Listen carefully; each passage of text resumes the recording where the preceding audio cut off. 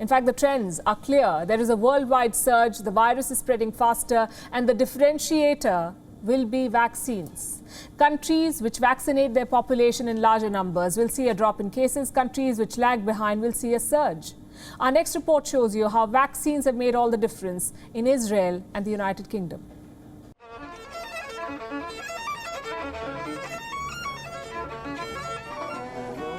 Israel enjoyed some normalcy on Passover this year. This open-air shopping center was alive again. People are filling up restaurants.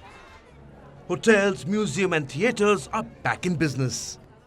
For 79-year-old Leslie Alexander Berger, the reopening couldn't have come at a better time. And now I can celebrate in a restaurant with my children and my grandchildren, and we've gone back to a normal life, pretty well almost normally. The situation was very different last year. Businesses had to shut their doors. There were checkpoints on the roads and people were confined to their homes, just like the rest of the world. But Israel has accomplished a major turnaround thanks to vaccines. Reports say Israel's active cases are now down to their lowest level since June 2020, with serious infections dipping below 400. That's a 3-month low. Israel has vaccinated more than half of its population, and the jabs are working. Symptomatic infections dropped by 94% in 600,000 people who got 2 doses of the Pfizer vaccine. The same group is also 92% less likely to develop severe illness from the virus. The United Kingdom too seems to have tamed the virus with vaccines. Back in January, the UK was struggling.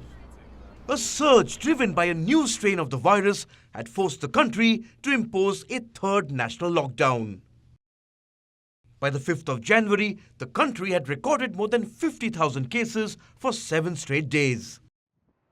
The UK approved 2 vaccines: the Pfizer shot that is being supplied from Belgium and the Oxford vaccine that is made in Britain.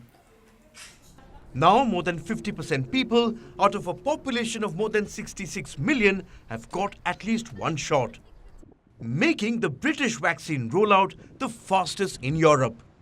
The benefits are evident. New infections are substantially down. On Tuesday, the UK had reported a little more than 4,000 cases. The 7-day total stood at close to 36,000, down by almost 8%.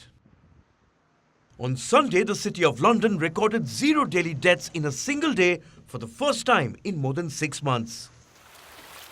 Earlier this week, the United Kingdom began easing the lockdown.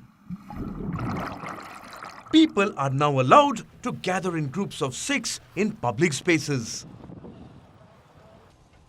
Even the Queen of England was out and about again after having got the jab in January.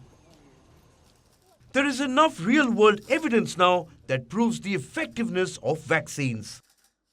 The shots not only protect against symptoms, but also reduce the spread of the virus. The only problem is there is not enough to go around. Bureau Report, WION World is One.